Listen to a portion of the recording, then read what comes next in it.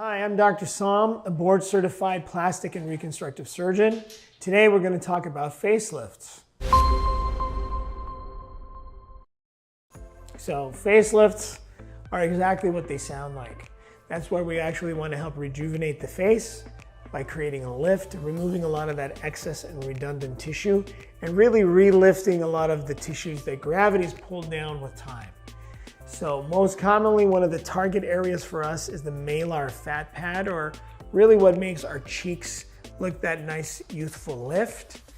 Common different approaches to the incision we're going to review in a sec, but typically coming in front of the ear and then extending up behind into the hairline. We try to hide that incision as best we can, where it's almost imperceptible in most people. And then we come in, lift everything up, find that descended tissue resuspended with some sutures to hold and lift it back up, and then remove a little bit of that excess tissue, thereby creating a more youthful look, tighter face and jawline, as well as lifting up our malar fat pad or cheek, giving that nice lifted look. So when we look at our typical face, our hairline up there, we have our ears. We'll make the incision right along the line here and then go up behind the ear and down an angle.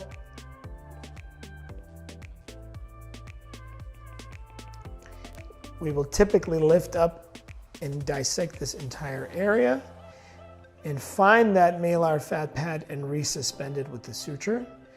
Our angle is somewhere between 30 and 45 degrees where we do our lift to pull everything back.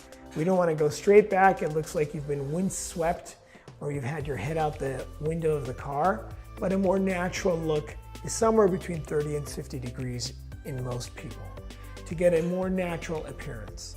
The other key is not to pull too tight so someone looks like they've been stretched, but a more natural look. In doing so, we'll come in and lift this all up, free up a lot of the tissue. Typically, we'll leave a drain when we do a lot of work in the neck.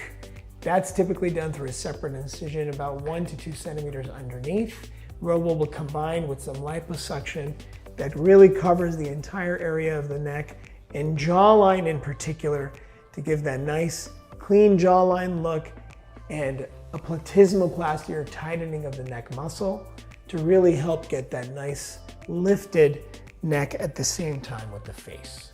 Patients do well. We typically see them 1 or 2 days afterwards to remove that drain. It doesn't stay very long at all. And then you wear a head wrap for about 1 week.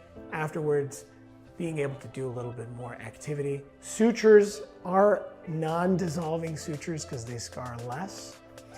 Those typically come out between 5 and 7 days as well. Again, facelift, patients love them. It takes about 10 to 15 years off anyone and lasts for about 10 years in our experience using the technique that we use. I'm Dr. Sam.